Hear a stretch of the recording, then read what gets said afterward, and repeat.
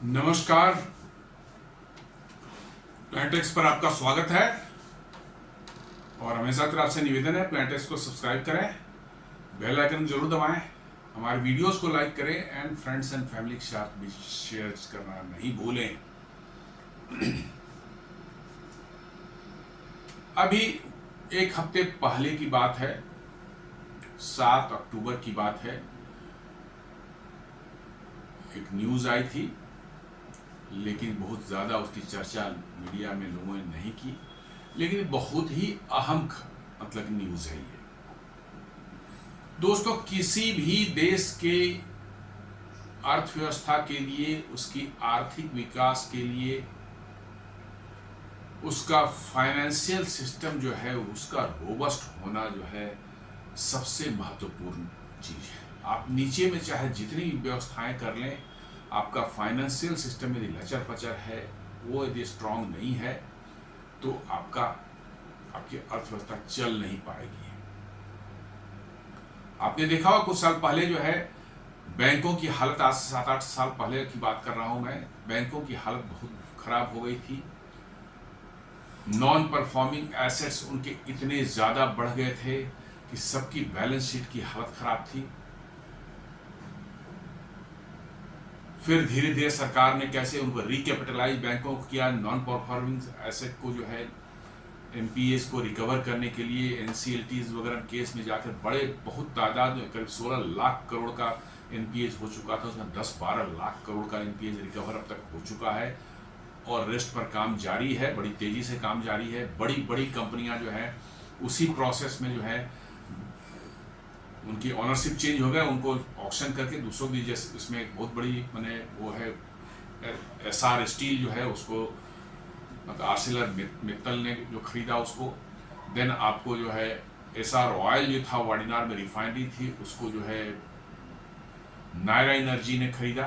Naira energy basically उसमें 49% stake जो है रशियन कंपनी रोजनेफ्ट का है।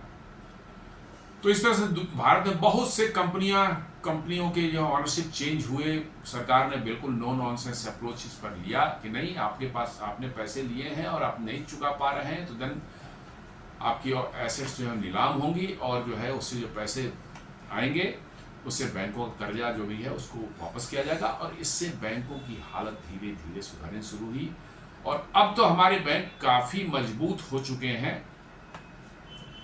और एनपीएस भी उनका बहुत लिमिट के अंदर में आ चुका है।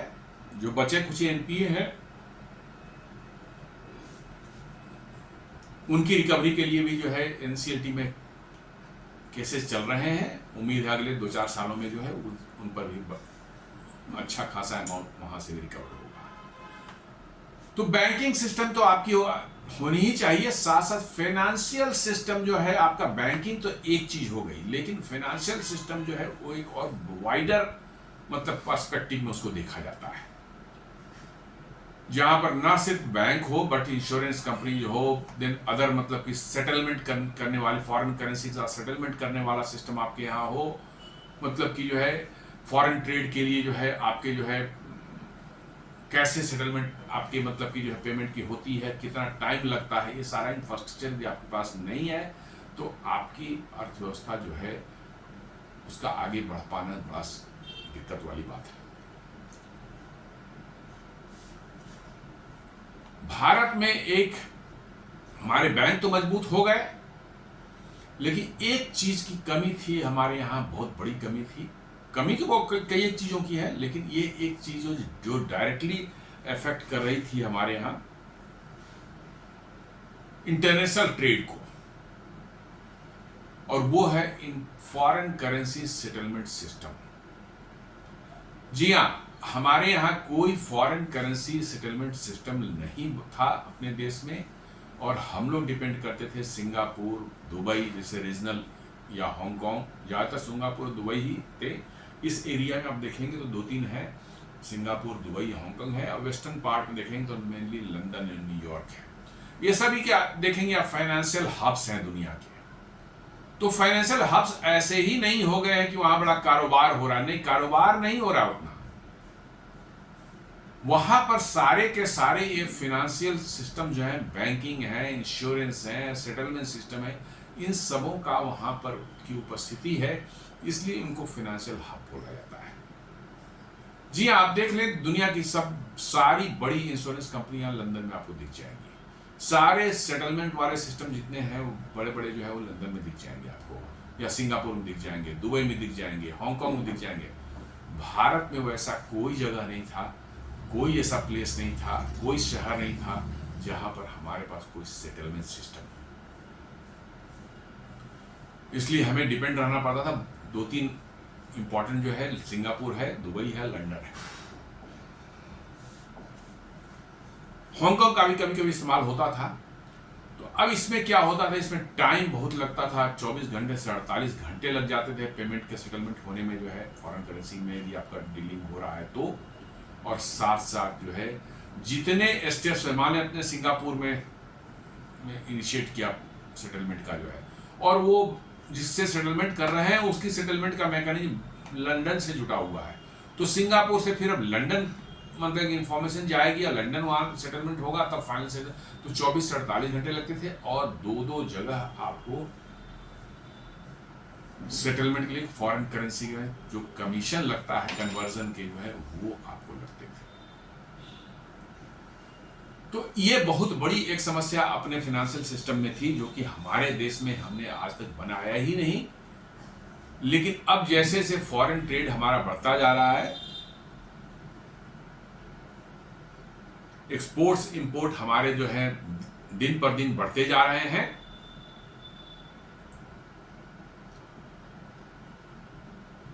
तो फॉरेन करेंसी सेटलमेंट का जो है रिक्वायरमेंट उतनी ही बढ़ती जा रही थी हमारे यहाँ। और इसलिए जो है 7 अक्टूबर को जो है भारत के प्रधानमंत्री, ये वित्त मंत्री निर्मला सीतारमण जी ने जो है एक फॉरेन करेंसी सेटलमेंट सिस्टम शुरू किया है। कहाँ पर? गुजरात में गांधीनगर के पास जो नया बना है गिफ्ट सिटी, वहां पर उन्होंने भारत का पहला फॉरेन करेंसी सेटलमेंट सिस्टम जो है गिफ्ट सिटी में शुरू किया गया। अभी सिर्फ डॉलर की व्यवस्था उसमें है, लेकिन बहुत जल्द उसमें यूरो, पाउंड्स और येन की भी व्यवस्था उसमें हो जाएगी। आप इन करेंसीज में सेटलमेंट कर सकते हैं। तो आइए समझते हैं कि क्या मामला है। तो 7 अक्टूबर का ये न्यूज है। Nirmala Sitharaman launches foreign currency settlement system at GIFT City. जी हाँ, गिफ्ट सिटी जो अहमदाबाद और गांधीनगर के बीच में है, गांधीनगर के बहुत पास में है वो, और उसको बोला था Gujarat international finance tech city जो है उसका नाम है GIFT city. Sitaraman also emphasized that efforts are underway to enhance the efficiency of global corporate centers across India. ये वैसी कॉर्पोरेट सेंटर्स नहीं है, ग्लोबल कैपेबिलिटी सेंटर्स की शायद बात कर रही है ये, या हो सकता है ग्लोबल कॉर्पोरेट सेंटर उसी से जीसीसी नाम आ रहा है, इसलिए मैं थोड़ा कंफ्यूज हो रहा हूँ। लेकिन मेन न्यूज है आपका जो है फॉरेन करेंसी सेटलमेंट सिस्टम की बात है। तो एक्चुअली हुआ क्या है, on October 7, 2025 finance minister Nirmala Sitharaman inaugurated a foreign currency settlement system at the Gujarat international finance tech city. जी हाँ, गिफ्ट सिटीज को बोलते हैं शॉर्ट में। जो है ये बिल्कुल नया, अभी पिछले 10 साल 15 साल में बनना शुरू हुआ था, बन के तैयार हुआ है, अभी और बन ही रहा है, बट काफ़ी कुछ इंफ्रास्ट्रक्चर बन चुका है वहाँ पर। आपका सिंगापुर निफ्टी जो था, अपना निफ्टी का जो ब्रांच था सिंगापुर में, सिंगापुर निफ्टी, वो भी बंद करा करके अब ये हो गया गिफ्ट निफ्टी हो गया है। तो भारत सरकार चाह रही कि ऑल सॉर्ट ऑफ जो है फाइनेंशियल एक्टिविटीज़ जो होती है हमारी, उसका सेंटर ये गिफ्ट सिटी हो, और भारत जो है दुनिया में एक फाइनेंशियल हब के रूप में भारत भी उभर कर आए। जी हाँ, दुबई वह जगह, सिंगापुर जैसी छोटी इकोनॉमी जो है वो फाइनेंशियल हब बन गए, और हम उनसे कितनी गुने, पता नहीं कितने टाइम्स बड़े हैं मतलब इकोनॉमी में जो है, और हमारे यहाँ जो है कोई सेटलमेंट सिस्टम नहीं है, हम फाइनेंशियल हब नहीं बन पाए हैं। ये बड़े शर्म की बात है। तो अब उस पर शुरुआत हो चुकी है। मुझे लगता है कि बहुत तेजी से इस पर काम होगा और अदर फॉरेन करेंसीज की सेटलमेंट जो अभी डॉलर से शुरू हुई है औरों के साथ भी यह बहुत जल्द शुरू होगी और इससे भारतीयों को बहुत लाभ मिलेगा। एक तो बहुत क्विक सेटलमेंट होगी और देश के अंदर में ही हो जाएगी और एट द सेम टाइम जो है कन्वर्सन चार्जेस भी कॉस्ट जो है कम लगेगा। This new initiative marks a major leap in India's journey to establish GIFT City as a global financial hub by enabling faster, safer, and more efficient foreign currencies transactions, initially starting with the US dollar and later expanding to other major currencies like euro, yen, and pound. इससे फायदा क्या होगा कि भारत के एक बहुत बड़ी छलांग लगा रहा है एज ए जहां पर गिफ्ट सिटी को एस्टैब्लिश किया जा रहा है एक ग्लोबल फाइनेंशियल हब के रूप में जो है, ताकि वहां से तेजी से faster, safer and more efficient foreign currency transaction हो सके। अभी हम दूसरों पर डिपेंडेंट थे, लेकिन अब हमारे देश के अंदर ही वो व्यवस्था हो गई है जहां पर फॉरेन करेंसी सेटलमेंट जो है हमारे ट्रेडर्स हैं, हमारे मतलब कि स्टॉक एक्सचेंज वाले हैं, ये सब जो हैं वहीं पर कर सकते हैं। बिजनेसमैन हैं, इंपोर्टर्स हैं, एक्सपोर्टर्स हैं, इंडस्ट्रियलिस्ट हैं जो कि बाहर सामान मंगाते हैं या बेचते हैं, उनकी सारी सेटलमेंट जो है यहीं पर भारत के अंदर में ही जो है गिफ्ट सिटी के अंदर में हो जाएगी। तो गिफ्ट सिटी को एक financial hub, global financial hub के रूप में जो है बनाया जा रहा है। और इनिशियली जैसा बताया कि यूएस डॉलर से स्टार्ट किया गया है, जो सबसे ज्यादा ट्रांजैक्शन उसी में होता है। तो इनिशियली यूएस डॉलर के रूप में किया गया है और बाद में ऐसा कहा जा रहा है कि यूरो, पाउंड और येन से का भी सेटलमेंट यही गिफ्ट सिटी से होगा। तो ये बहुत बड़ी न्यूज है। हालांकि मीडिया में इसको बहुत ज्यादा तरजीह नहीं दी गई, क्योंकि इंडिया में वही भारत, पाकिस्तान, अफगानिस्तान और ये सब चल रहा है, मतलब कि जो है गाजा, इजराइल, इसी से जो है हमारा जो मीडिया पटा हुआ है, उनको फुर्सत ही नहीं है कि भारत के विकास में, भारत के डेवलपमेंट में जो कुछ माइलस्टोन्स आ रहे हैं उनको भी कवर करने की उनको फुर्सत नहीं है। It is one of the very, कह सकते हैं कि मतलब वैसी एक चीज हुई है जो जिसका कि महत्व भारतीय अर्थव्यवस्था के लिए बहुत बड़ा है। जहां आपके सेटलमेंट 24 घंटे 48 घंटे हो लगते थे और चार्जेस भी ज्यादा लगते थे आपको, वहां आप अपने देश के अंदर में रियल टाइम में जो है तुरंत 2-3 घंटे में सेटलमेंट आपका हो जाएगा और आपको चार्जेस भी कम लगेंगे। और कोई समस्या होगी तो अपने देश के अंदर में ही है, you can have access there और सेटल इट।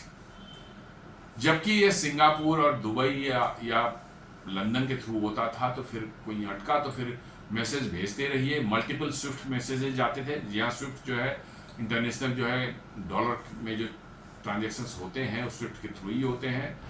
उसको बोलते हैं society for international society for world wide international finance telecommunication, society for world wide inter bank finance telecommunication, Swift. तो मल्टीपल स्विफ्ट मैसेजेस जो जा रहे हैं, यहाँ से आपका सिंगापुर स्विफ्ट मैसेज जा रहा है, सिंगापुर से लंदन जा रहा है, लंदन से फिर न्यूयॉर्क जा रहा है, उसमें घूमते घूमते 24 से 48 घंटे लग जाते थे और चार्ज भी बहुत हाई, जितने नंबर ऑफ स्टेप्स आते उतने नंबर ऑफ स्टेप्स पर चार्ज लगते थे। अब वो सिर्फ भारत में ही एक जगह लगेगा और चार्जेस कम लगेंगे और एट द सेम टाइम जो है आपका सेटलमेंट बहुत तेजी से 24 घंटे के बदले 2-3 घंटे में हो जाएगा। तो क्या लॉन्च किया गया है? The platform enables real time और near real time settlement for foreign currency transaction conducted within GIFT City. जी हाँ, ये करीब करीब नियर, या तो रियल टाइम है या करीब करीब नियर रियल टाइम आप मान सकते हैं। थोड़ा बहुत 2-4-5 मिनट 10 मिनट के अंदर में आपका सेटलमेंट ये हो जाएगा और सारे फॉरेन करेंसी की जो है सेटलमेंट, फॉरेन करेंसी ट्रांजैक्शन, और कहाँ पर हो जाएगा? ये गिफ्ट सिटी के अंदर वहीं पर हो जाएगा। आपको कहीं बाहर जाने की जरूरत नहीं है, यहीं से आपका सेटलमेंट आपका बैंक जो कर देगा। ये करता क्या, it allows cross border transaction to be settled locally. जी हाँ, एक देश से दूसरे देश के बीच में ट्रांजेक्शन हो रहा है। मान लें कि आप अमेरिका से ट्रांजेक्शन कर रहे हैं, भारतीय कोई कंपनी है, अमेरिका से कोई माल खरीद रहा है। अब उस अमेरिका की कंपनी को तो डॉलर में पेमेंट चाहिए, बट भारतीय कंपनी के पास डॉलर नहीं, यहां तो रुपी है। तो उसने अपने बैंक को इंस्ट्रक्शन दिया, रुपी में उतना पेमेंट बैंक को किया कि भाई फलानी कंपनी को हमको पेमेंट करना है डॉलर में। अब आपके बैंक ने जो नोडल एजेंसी है गिफ्ट सिटी में जो है, उसको ट्रांसफर कर दिया कि भैया इतना पेमेंट फलाने को करना है डॉलर में, और ये रहा रुपी में पेमेंट हमने रिसीव किया, आपके यहाँ ट्रांसफर कर रहे हैं। और वो जो है, जो डेजिग्नेटेड बैंक वहां पर है, वो जो है अमेरिका में जो है उसको डॉलर में पेमेंट उसको कर देगा अपने ब्रांच के थ्रू जो है, या वहां के सिस्टम के थ्रू जैसे भी करना है। तो ये करीब करीब रियल टाइम के बेसिस पर होगा या नियर रियल टाइम बेसिस पर होगा। बहुत होगा तो लेट होगा तो आधे घंटे से 1 घंटे तक हो सकता है, उससे ज़्यादा नहीं होगा। जबकि बाहर वाले सेटलमेंट में जो है 24 से 48 घंटे लग जाते थे। Eliminating the need to route payments through multiple overseas bank. जी हाँ, पहले जो है मल्टीपल ओवरसीज बैंक में भेजना पड़ता। आप यहाँ से दुबई भेजा, दुबई ने जो है, दुबई से फिर वो बैंक ने जो लंदन के बैंक को ट्रांसफ़र किया, फिर वो लंदन के बैंक ने जो है फिर न्यूयॉर्क के बैंक को ट्रांसफ़र किया, तब जाकर फाइनली जो वहाँ के किसी जो लोकल होगा उसको पेमेंट मिलेगा। तो ये मल्टीपल साइट से जाने की साइट पर जाने के कारण जो है आपको ट्रांजैक्शन फीस जो है देनी पड़ती थी, और उससे कॉस्ट बढ़ जाता था। तो आपका बिजनेस का कॉस्ट बढ़ गया, तो आपका अनकम्पिटिटिव हो गए, आपकी प्रॉफिटेबिलिटी पर असर पड़ता है। तो अब ये प्लेटफॉर्म बनाया किसने, थोड़ा इसको जाने। तो प्लेटफॉर्म जो बनाया है एक कंपनी है, सरकारी ही है, ये CCIL IFC limited, a subsidiary of the clearing corporation of India limited. जी हाँ, ये PSU है, clearing corporation of India limited जो है। हमें लगता है कि ये RBI वगैरह से इसका नाता रहता होगी, लेकिन एक PSU जैसा लग रहा है। जैसे आपका UPI है, एक संस्था बनी हुई है, unified payment corporation of India. तो उसी तरह से ये एक संस्था है, क्लियरिंग कॉर्पोरेशन ऑफ इंडिया, उसी की जो है एक सब्सिडियरी है CCIL IFC लिमिटेड। ये प्लेटफॉर्म जो बनाया गया है फॉरेन करेंसी सेटलमेंट सिस्टम का, FCSS जिसको बोलते हैं, ये प्लेटफॉर्म इसी CCIL IFC लिमिटेड ने डेवलप किया है। जी हाँ, ये भी इंडिजिनस प्रोडक्ट है, भारत में ही डेवलप किया हुआ है, और इसको जो है ये इम्प्लीमेंट किया जा रहा है। और स्टैंडर्ड चार्टर्ड बैंक जो है उसको as a settlement bank for US dollar जो है डेजिग्नेट कर दिया गया है। जी हाँ, डॉलर में पेमेंट कहीं भी करनी होगी तो स्टैंडर्ड चार्टर्ड बैंक वहां पर डेजिग्नेट कर दिए, इसलिए भी सिर्फ डॉलर में शुरू किया गया है। ऐसे ही कोई और बैंक होंगे जिसको जो पाउंड में सेटल करेंगे, कोई और बैंक होगा जो कि आपको यूरो में सेटल करेगा, और कोई बैंक होगा जो येन में सेटल करेगा। इसको फाइंड आउट करके आगे किया जाएगा। एट प्रेजेंट जो है आपका स्टैंडर्ड चार्टर्ड बैंक जो है उनको चूज किया गया है as settlement bank for dollars. तो इंडिया में से आपको US में पे करना है, आप इंडिया में जो है उनके स्टैंडर्ड चार्टर्ड बैंक में आपका बैंक ट्रांसफर कर देगा मनी, और वो स्टैंडर्ड चार्टर्ड बैंक जो है गिफ्ट सिटी में उसको जो है, जो उसका डेजिग्नेटेड बैंक है, वहाँ उसको ट्रांसफर करके जो है वहाँ से वो सीधे अमेरिका चला जाएगा। अमेरिका में जो उसकी जो है स्टैंडर्ड चार्टर्ड बैंक की जो है ब्रांच होगी, वहाँ से जो है कंसर्न जिस बैंक के अकाउंट में जो है उस बंदे का अकाउंट है जहाँ पेमेंट होना है, उसके अकाउंट में जा सकता है। तो ये बड़ा सिंपल कर दिया गया है। इसमें कहीं मल्टीपल विदेश में कोई स्थित जो है फॉरेन करेंसी सेटलमेंट वाला जो सिस्टम है उस पर हम नहीं जा रहे हैं। विदेश ना सिंगापुर जा रहे हैं, ना दुबई जा रहे हैं, ना हम इसे हांगकांग जा रहे हैं, ना लंदन जा रहे हैं। हम जा रहे हैं कहाँ, गिफ्ट सिटी गुजरात में, और वहीं से हमारा पेमेंट निकल जा रहा है, जो आदमी है उसको मिल जा रहा है। तो इसलिए अभी डॉलर में तो शुरू कर दिया गया है, निकट भविष्य में ये पाउंड, यूरो और येन में भी शुरू हो जाएगा। The system is regulated by international financial services centres authority. जी हाँ, ये IFSC जो है एक अथॉरिटी है, वो इसको रेगुलेट करती है, इसके कैसे फंक्शन कर रहा है और क्या ये जो इंटरनेशनल ट्रांजैक्शंस के नॉर्म्स को फॉलो कर रहा है या नहीं कर रहा है, वो इसको रेगुलेट कर रही है international finance services centres authority. वो इसको रेगुलेट कर रही है, ये देख रही है कि भाई जो चल रहा है वो एज पर नॉर्म्स है या नहीं है। और ये चालू हो गया है 7 अक्टूबर को। तो अब प्रश्न उठता है कि क्यों हमको चाहिए था, क्या जरूरत पड़ी इसकी करने की। तो इसको लॉन्च करने के पहले जो है, जो हमारे जितने भी क्रॉस बॉर्डर सेटलमेंट्स होते थे वो करीब करीब 24 से 48 घंटे लगते थे, और उसमें मल्टीपल कॉरेस्पॉन्डेंसेज एंड स्विफ्ट मैसेजेस भेजने पड़ते थे, इस बैंक से उस बैंक में, उस बैंक से उस बैंक में, बहुत ज़्यादा होता था उसमें, और टाइम उसी में लगता है। स्विफ्ट बहुत ये नहीं है, एफिशिएंट नहीं है। स्विफ्ट बहुत ही स्लो एक सिस्टम है, प्लेटफॉर्म है, और वहाँ पर it takes time few hours. तो जितने बैंक में जाएंगे उतने 4-5 घंटे उसमें जोड़ते हैं, कभी 24 घंटे हुए, कभी 48 घंटे भी हो जा रहे थे, बिकॉज कि स्विफ्ट अपने आप में जो है एक बहुत ही इनएफिशिएंट प्लेटफॉर्म है। अमेरिकन है, अमेरिकन एक बार कोई चीज़ बना लेते हैं तो वो समझते हैं बस दुनिया में यही एक चीज़ है और उसमें कोई चेंज नहीं करते। जी, अमेरिकन कोई चीज़ बन गई है तो फिर उसे चेंज नहीं करते, बस वैसे ही चलता रहता है, जबकि भारत में हमेशा चेंज होते रहता है। जैसे जैसे टेक्नोलॉजी अपग्रेड होती है, जैसे जैसे लोगों की रिक्वायरमेंट बढ़ती है, आपको अपने प्लेटफॉर्म्स को जो है अपग्रेड करने पड़ते हैं। लेकिन स्विफ्ट जो है सालों से ऐसे ही पड़ा हुआ है, और चूंकि एकमात्र ऐसा प्लेटफॉर्म जिसमें डॉलर के ट्रांजेक्शन जिसके थ्रू कर सकते हैं, तो उसी को इस्तेमाल करते, ये बैंक उसको भेज रहा है, वो बैंक फिर किसी और बैंक को मैसेज भेज रहा है। मैसेजिंग सिस्टम है स्विफ्ट में, वो मैसेजिंग सिस्टम में होती है, फिर बैंकिंग का सिस्टम अपना अंदर से जो है ये सिर्फ मैसेज भेज के कर देता है। फ्रॉड्स के भी चांसेज हो जाते हैं। जैसे आपने देखा नीरव मोदी और मेहुल चौकसी वाला था, उसमें गलत Swift message Punjab national bank को भिजवाए गए और वहां पर जो है उससे जो है लोन उससे जो है उठा लिया गया। ये सब धंधे होते हैं। तो ये बता रहा है कि 24 से 48 घंटे होता है था पहले। Then business in India had to rely on foreign clearance system in New York, London और सिंगापुर, या दुबई भी कर सकते हैं, which led to delays, higher fees and exposure to multiple jurisdictions।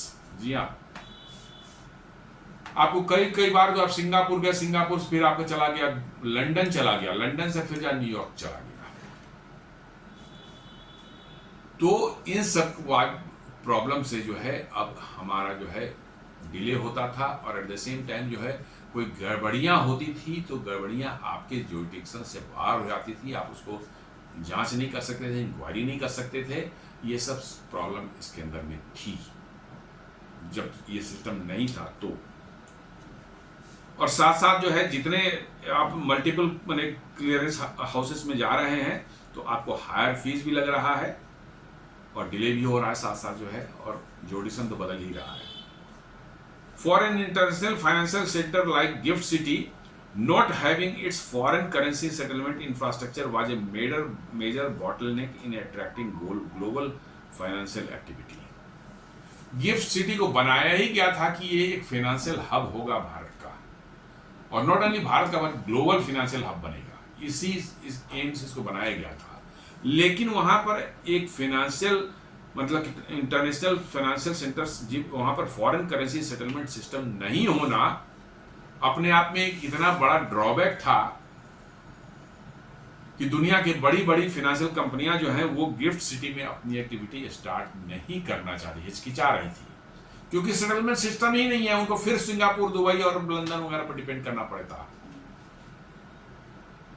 तो उसकी वजह से गिफ्ट सिटी में जो है बड़ी बड़ी बाहर के जो है फाइनेंशियल कंपनीज हैं या फाइनेंशियल एक्टिविटीज करने वाले, इंश्योरेंस हैं, बैंकिंग हैं, ये सब जो है वो सब गिफ्ट सिटी में नहीं आना चाहती थी, या शेयर मार्केट वाले हैं वो सब गिफ्ट सिटी में नहीं आना चाहती थी, बिकॉज कि गिफ्ट सिटी में ये फॉरेन करेंसी सेटलमेंट सिस्टम था ही नहीं। और डिपेंडेंसी आपकी थी कहाँ, सिंगापुर है, दुबई है, लंदन है। इसके कारण जो है उनका इंटरेस्ट नहीं होता था। तो अब उनको इंटरेस्ट यहाँ पर आएगा, बड़ी बड़ी फाइनेंशियल कंपनियां भारत में अपने बेस गिफ्ट सिटी बना सकती हैं। ये नया सिस्टम जो है हमारा इन सारे प्रॉब्लम्स को जो है सॉल्व करता है, allowing direct US dollar clearing within India. जी हाँ, अभी तो यूएस डॉलर हुआ है तो यूएस डॉलर की ही बात कर रहे हैं, तो ये सीधे भारत में ही यूएस डॉलर का क्लियरेंस हो गया। You need not go to Singapore, Dubai और लंदन। ये बहुत बड़ा अचीवमेंट है। इसको कैसे हमारे न्यूज एजेंसीज ने जो है या मेन जो स्ट्रीम मीडिया जो है, टीवी मीडिया जो, इन्होंने कैसे इसको इग्नोर किया, और वही गाजा, फिलिस्तीन, शहबाज शरीफ, मुनीर, इसी सब पर उनका चलता रहता। दिन भर जो है चार को बिठा लेते हैं और कुत्तों जैसा लड़वाते हैं आपस में जो है, डिबेट के नाम पर जो है यही चलता रहता है। बट ये इतनी इंपॉर्टेंट चीज जो है, बात निकल गई और I didn't see anywhere much. Social media पर ऑफकोर्स इसकी बात हो रही थी। साथ साथ रिड्यूसिंग ट्रांजैक्शन कॉस्ट, जो मल्टीपल जगहों पर नहीं जाना पड़ेगा, एक ही जगह आपको रहना है, गिफ्ट सिटी में ही सारा सेटलमेंट हो जाएगा, इसलिए आपको जो है चार्जेस भी कम लगेंगे। टाइम डिलेज को आप कम कर ही रहे हैं। जैसे ही भारत में सिंगल पॉइंट पर आपका हो रहा है तो आपका टाइम भी जो है कम लग रहा है। 2-4 मिनटों में हो जा सकता है, या बहुत हुआ तो कोई प्रॉब्लम हुई तो आधे घंटे में आपका हो गया। वैसे ऑलमोस्ट ये रियल टाइम के बेसिस पर है, और या कह नियर रियल टाइम है। नियर रियल टाइम का मतलब 2-4-5 मिनट लग सकता है।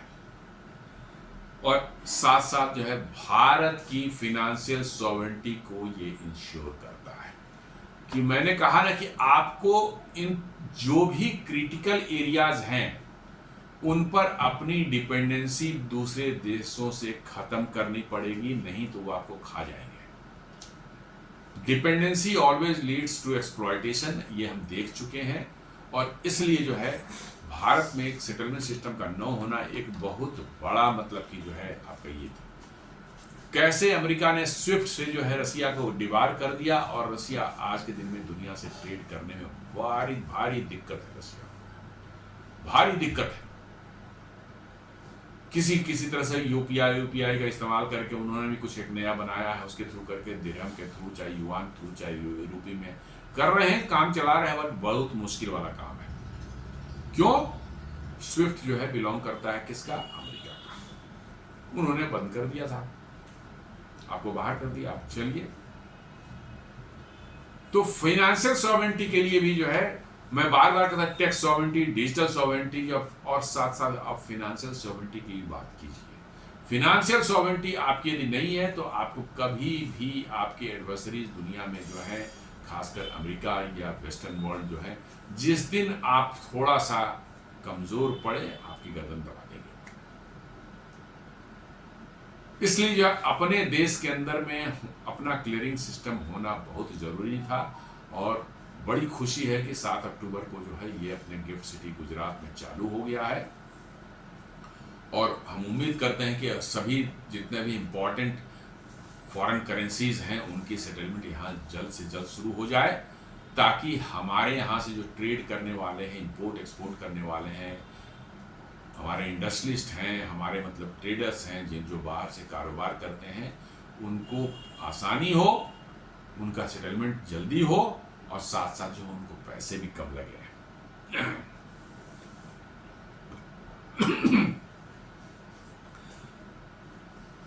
अभी देखते हैं कैसे मतलब कि जो है ये काम करता है। तो CCIL IFC लिमिटेड जो है वो एक पेमेंट सिस्टम ऑपरेटर जैसा काम करता है।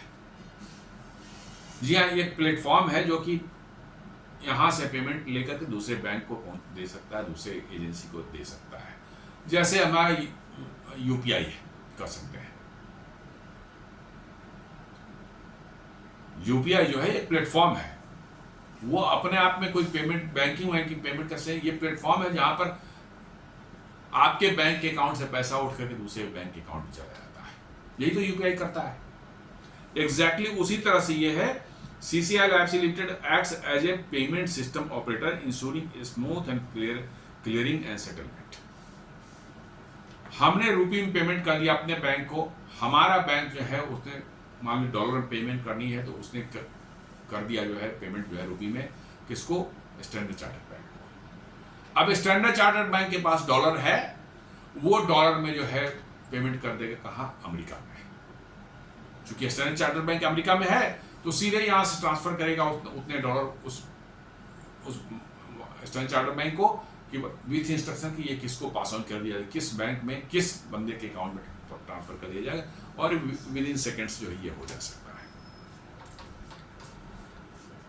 Standard Chartered Bank provides US dollar liquidity and settlement banking services acting as the anchor for the system। जी हाँ, आफ्टर डॉलर तो चाहिए ना, तो डॉलर किसके पास है? स्टैंडर्ड चार्टर्ड बैंक के पास डॉलर है, क्योंकि डॉलर पेमेंट कहाँ है? अमेरिका में है। अमेरिका में स्टैंडर्ड चार्टर्ड बैंक के पास में डॉलर पड़ा हुआ है, वो उसको डॉलर दे देगा, यहाँ पर वो रुपी रख लेगा।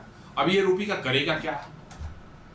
तो उधर से जो पेमेंट आनी है भारत में जो है रुपी के फॉर्म में जो है, वहां से डॉलर पेमेंट करेगा, वो रुपी की पेमेंट में भारत में वो ये कर देगा। और इसी कन्वर्जन में स्टैंडर्ड चार्टर्ड बैंक थोड़े अपने जो है कन्वर्जन चार्जेज लेगा, ट्रांजेक्शन चार्जेज लेगा।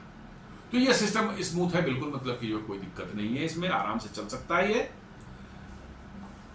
अब इसमें कौन कौन लोग पार्टिसिपेट करते हैं? International banking units, foreign banks, Indian banks operating in GIFT City, stock exchanges and financial institution. जी हाँ, इसमें फॉरेन बैंक्स, इंटरनेशनल बैंक्स जो हैं वो भी मतलब इसमें पार्टिसिपेट करेंगे, फॉरेन बैंक्स जो हैं वो पार्टिसिपेट करेंगे, इंडियन बैंक्स जो हैं वो पार्टिसिपेट करेंगे, और साथ साथ stock exchange and financial institution भी वो भी यहाँ से अपना पार्टिसिपेट करेंगे और ट्रांजेक्शन करेंगे। जी हाँ, स्टॉक एक्सचेंज का मैंने नाम इसलिए लिया कि बाहर के भी इन्वेस्टर्स इंडिया में जो है वो इन्वेस्ट करते हैं भारत के स्टॉक्स में जो है, वो जब खरीदते होंगे तो अपने यहाँ पेमेंट करते होंगे, किस फॉर्म में करते होंगे? डॉलर में करते होंगे, चाहे पाउंड में करते होंगे, लेकिन यहाँ तो रुपये में चाहिए फाइनली। तो उसी सिस्टम थ्रू रिवर्स डायरेक्शन में जो सेटलमेंट होकर के वो पैसा भारत में आएगा। जैसे डॉलर में इधर से उधर जा रहा है, वही डॉलर से जो रुपये में आ रहा था उसी सिस्टम से लौट करके आएगा through the standard chartered bank.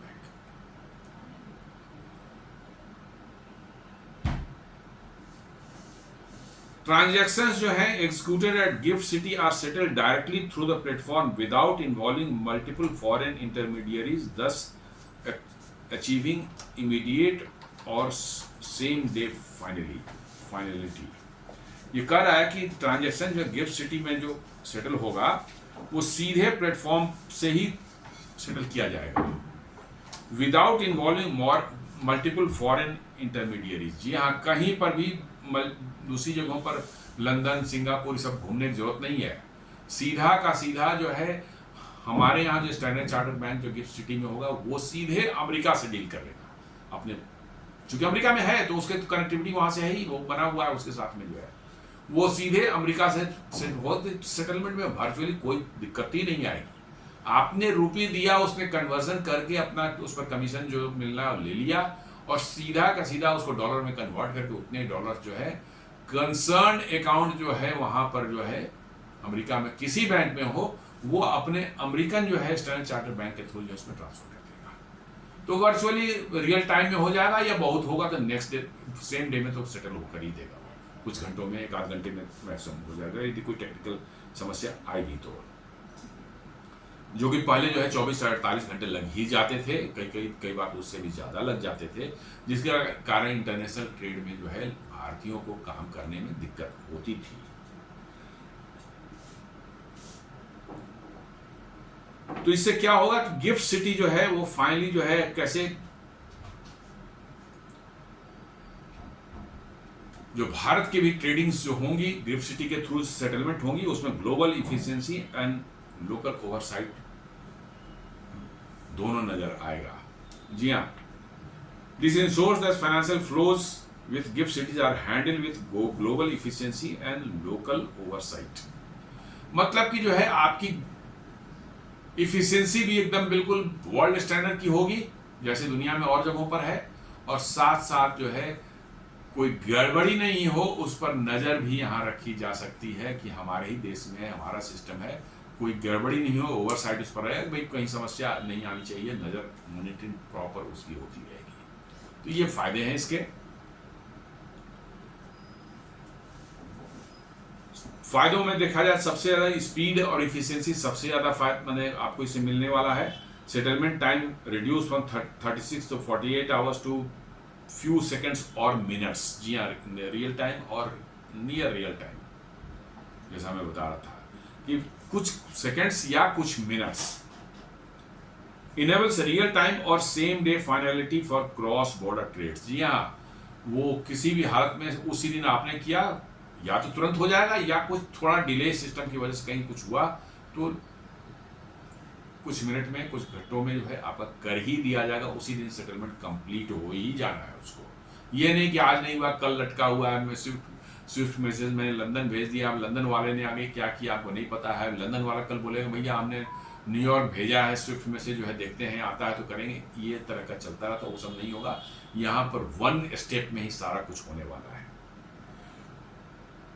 Cost भी कम होगी, eliminates intermediary fee and foreign bank charges. जहां जितने इंटरमीडियरीज बीच में आएंगे वो थोड़े थोड़े चार्जेस लेंगे तो आपका कॉस्ट बढ़ जाएगा। reduces the need for maintaining large foreign currency balances in overseas accounts। जी हाँ, इससे आपको जो है एक बहुत बड़ा फायदा हो गया है कि आपको बाहर में, अपने देश से बाहर बहुत बड़ा फॉरेन करेंसी जमा करके रखने का जो है एक जरूरत होती थी कि आप पेमेंट आखिर कहां से करेंगे।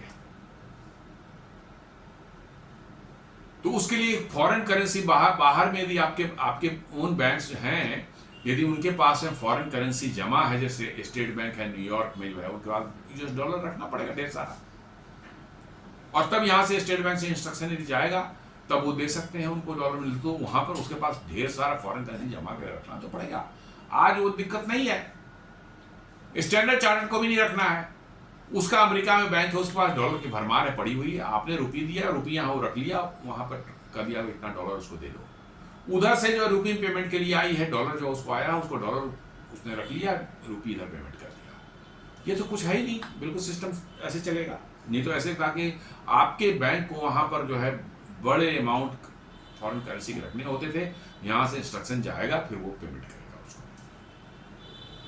Keep settlement infrastructure within Indian jurisdiction. जी हाँ, इंडियन ज्यूरिडिक्शन के अंदर में ही सेटलमेंट रह रहा है। इसका एक लीगल पॉइंट भी है, कल को होकर डिस्प्यूट होता है, कोई लीगल डिस्प्यूट बनता है तो इंडियन कोर्ट्स में जो है इसको सेटल किया जाएगा। इंडियन कोर्ट्स में इसको सेटल, बाहर नहीं। और बाहर में भी ऐसा कोई डिस्प्यूट होगा फिर भारी मुश्किल है, इंडियन कोर्ट में आप नहीं कर सकते हैं, बहुत मुश्किल है। Reduced dependency on global clearing centres like New York और लंदन और सिंगापुर, दुबई। जी हाँ, ये सब इनका डोमिनेंस था और ये इनके कमाने का बहुत बड़ा जरिया था, मैं बताऊं आपको। जी हाँ, ये आज के दिन में वेस्टर्न कंट्री जो है रियल में काम धंधा करते नहीं है, बहुत निकम्मे हैं लोग, काम धंधा नहीं करते। इस सब तरह के सिस्टम इन्होंने बना रखे हैं और इस ट्रांजैक्शन फी से उनको billions and billions of dollar जो है उनको मिल रहे हैं। मास्टर कार्ड वीजा को देखिए क्या करते हैं, हम एक प्लेटफॉर्म बना लिया है, हर ट्रांजैक्शन पर उनको जो है 1%, 1.5% उनको मिल रहा है और वो थाउजेंड्स ऑफ माने hundreds of billions of dollars उनके पास इकट्ठे हो जाते हैं, मौज कर रहे हैं वो। तो ये क्लियरिंग हाउसेज भी वैसे ही हैं, जितने क्लियरेंस जाएंगे उस सिस्टम के थ्रू जो है इधर उधर करके जो है हर पर चार्जेस आपको देने पड़ेंगे, तो आप उससे जो है डिपेंडेंसी आपकी खत्म। और मैंने जैसा कहा dependency always leads to exploitation, इससे आप बचेंगे। और गिफ्ट सिटी को भी बूस्ट मिलने वाला है। गिफ्ट सिटी को जो है रीजनल फाइनेंशियल पावर हाउस के रूप में एक प्रोजेक्ट करने वाला है। जी हाँ, फॉरेन करेंसी सेटलमेंट सिस्टम न होने के कारण गिफ्ट सिटी का एक बहुत बड़ा जो है सब ड्रॉबैक था, उसको अब दूर कर दिया गया है। तो गिफ्ट सिटी जो है एक रीजनल फाइनेंशियल पावर हाउस के रूप में जो है उभर करके सामने आ रहा है। इंक्रीज मार्केट डेप्थ, जी हाँ, attracts global investors, traders and financial institution to operate from GIFT City. जी हाँ, अब फाइनेंशियल जो है बड़ी बड़ी कंपनियां, इंश्योरेंस कंपनियां, ये सब लीजिंग कंपनियां, ये सब जो है गिफ्ट सिटी में है। अब उनका अट्रैक्शन बढ़ेगा, गिफ्ट सिटी में आएंगे और यहाँ से ऑपरेट करेंगे। तो भारत की जो है फाइनेंशियल क्लाउड जो है, फाइनेंशियल वर्ल्ड में जो है क्लाउड जो है बढ़ने वाली है। इनकरेजेस डेवलपमेंट और supporting markets like FX derivatives, bonds and securities clearing. जी हाँ, इन सबों में जो है मतलब कि जो है बॉन्ड जारी होता है अलग अलग करेंसीज में, जो वहाँ पर ये इफेक्टिव होगा। आपको जो इंडियन से यदि मान लीजिए कि अमेरिकन स्टॉक एक्सचेंज में जो है ट्रेडिंग करना चाहते हैं उसके लिए फिर इसकी जरूरत पड़ेगी, क्योंकि वहाँ डॉलर में पेमेंट करना है, आपके पास रुपी है, तो इन सबों में इसकी जरूरत पड़ती है।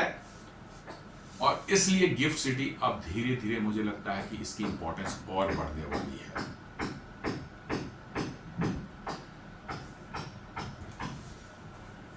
नेशनल फाइनेंशियल स्ट्रेटजी दें, यदि इसको देखा जाए तो this initiative aligns with India's goal of turning GIFT City into global offshore financial centre similar to Singapore and Dubai. जी हाँ, ये भारत का एम है कि गिफ्ट सिटी को जो हमें ग्लोबल फाइनेंशियल सिटी के रूप में बनाएं, जैसे सिंगापुर और दुबई है। Onshore global finance by offering local settlements for foreign currency, India keeps more financial activity and profits onshore. जी हाँ, भारत में ही कर रहे हैं तो इस जो एक्टिविटीज जो प्रॉफिट भी होगा वो भारत में ही रहेगा और ज्यादा आपकी जो है बचत होगी, और फाइनेंशियल एक्टिविटी भी जो है वो सब भारत के अंदर में अपने जुडिशन में आप रख रहे हैं। इससे जॉब्स क्रिएट होंगे, different types of activity create होंगी, जो कि आपकी पूरे सिस्टम में वाइब्रेंसी लाने वाला है।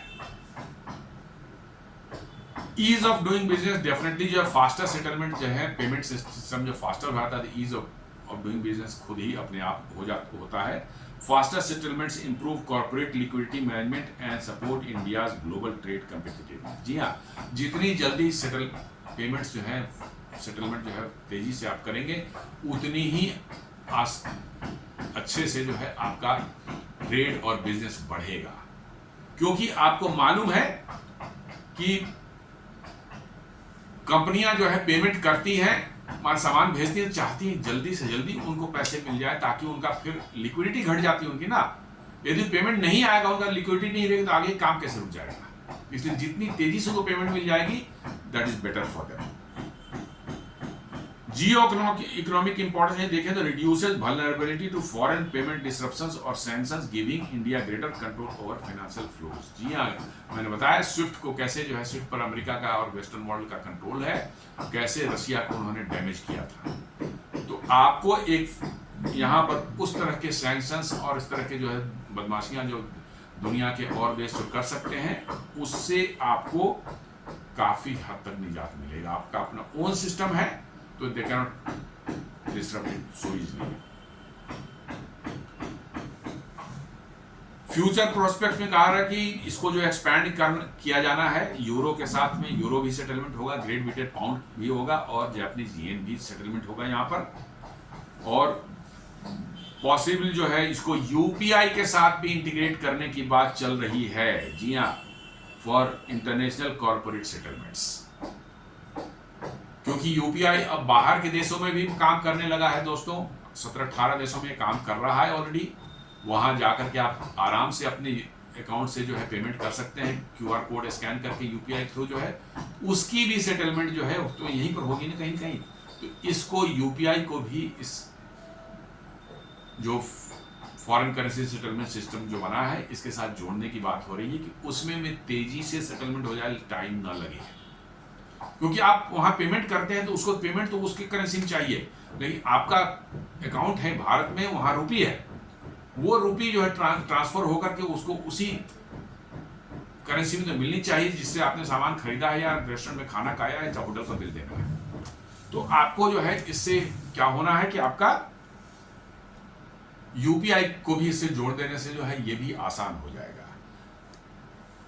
और साथ साथ बोलते हैं potential linkage with central bank digital currency. जी हाँ, जो आरबीआई ने डिजिटल करेंसी लॉन्च किया है, फिजिकल रुपी नहीं डिजिटल रुपी, उसके साथ भी इसका लिंकेज प्लान किया गया है। गिफ्ट सिटी कुछ emerge as 24/7 global financial settlement hub, reducing India reliance on offshore financial sector. जी हाँ, गिफ्ट सिटी यदि इस तरह से चलता रहा जिस तरह से प्लान बनाया गया है, तो आपको आने वाले समय में एक ग्लोबल फाइनेंशियल हब के रूप में उभर सकता है, जो 24/7 जो है ऑपरेट करेगा आपके भारत का दुनिया के साथ सारे के सारे फॉरेन करेंसी के साथ सेटलमेंट करने का काम जो है। So this initiative is not just a technological upgrade; it represents India's assertion on financial autonomy. जी हाँ, मैं बता रहा था कि भारत को अपनी फाइनेंशियल सॉवरेनिटी भी चाहिए फिनेंशियल ऑटोनॉमी चाहिए, तो ये उसी डायरेक्शन में एक और स्टेप हमने आगे बढ़ाया है कि हम डिपेंडेंट नहीं है दूसरे पर, हमारा ओन सिस्टम है और आपसे बेहतर है। A step towards becoming a net exporter of financial services. जी हाँ, हम धीरे धीरे अब जो है net import exporter of financial services Bharat से में उभर कर आएंगे।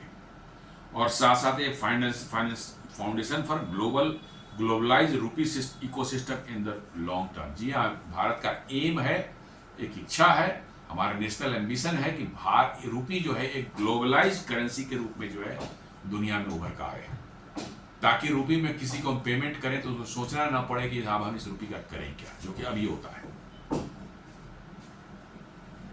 डॉलर आपके पॉकेट में है तो दुनिया आप कभी कहीं चले जाओ, चिंता ही नहीं है कि मतलब कि आप कहीं जाएंगे वहां का क्या currency, no, just you go there, dollar है सब काम से। तो भारत चाह रहा है कि इस रूपी का भी वही स्टेटस, उसी स्टेटस में पहुंचे कि रूपी हमारे पास में है तो नो नीड ऑफ कोऑर्डिनेशन, हम कहीं पर भी पेमेंट कर सकते हैं रूपी में। इसलिए रूपी का इंटरनेशनलाइजेशन होना बहुत जरूरी है और इससे उसमें भी हेल्प मिलेगा। By enabling foreign currency settlements within its borders, India is taking a strategic step to make GIFT City as a preferred destination for global trade, finance and investment activity. जी हाँ, ये हम कर रहे हैं और हमारी उम्मीद ये है कि आने वाले कुछ समय में जो है गिफ्ट सिटी जो है global trade, finance and investment activity का एक बहुत बड़ा हब के रूप में उभर कर आने वाला है, ऐसा दिखने लगा है। जी हाँ, सिंगापुर निफ्टी को जो है शिफ्ट करके गिफ्ट निफ्टी कर दिया गया है, ऑलरेडी ये हो चुका है। बड़े बड़े बैंक्स अपने हेडक्वार्टर्स वहाँ ले जा रहे हैं और बड़ी बड़ी अब इंश्योरेंस कंपनियां भी हैं, खासकर एक जो है एयरक्राफ्ट लीजिंग कंपनियां जो हैं उनको कहा जा रहा है कि आप भारत में इतनी बड़ी तादाद में जो लीज कर पर एयरक्राफ्ट देते हैं एयरलाइंस को, जो है आप अपनी ऑफिस जो है यहीं पर भारत में खोलिए गिफ्ट सिटी में जो है। इस तरह से बड़ी बड़ी इंश्योरेंस कंपनियां, इंटरनेशनल इंश्योरेंस कंपनियां, उनको भी अट्रैक्ट किया जा रहा है कि भाई आप गिफ्ट सिटी में आइए, यहीं से ऑपरेट कीजिए। तो आने वाले समय में गिफ्ट सिटी में become a big financial hub in this part of the world. तो दोस्तों, ये एक छोटा सा विश्लेषण था हमारा कि कैसे 7 अक्टूबर को निर्मला सीतारमण जी हमारे फाइनेंस मिनिस्टर ने कैसे फॉरेन करेंसी सेटलमेंट सिस्टम का उद्घाटन जो है गुजरात के गिफ्ट सिटी में किया, जो कि भारत के अर्थव्यवस्था के लिए बहुत ही इंपॉर्टेंट मिसिंग लिंक था, जो कि अब ऑपरेटिव हो चुका है, अभी डॉलर में है, निकट भविष्य में वो यूरो, पाउंड और येन में भी सेटलमेंट शुरू कर देगा। उम्मीद है हमारा वीडियो पसंद आया होगा। हमें हमारे वीडियो को लाइक करें, फ्रेंड्स एंड फैमिली के साथ शेयर करें, हमारे चैनल को सब्सक्राइब करें और बेल आइकन दबाना बिल्कुल नहीं भूलें। धन्यवाद।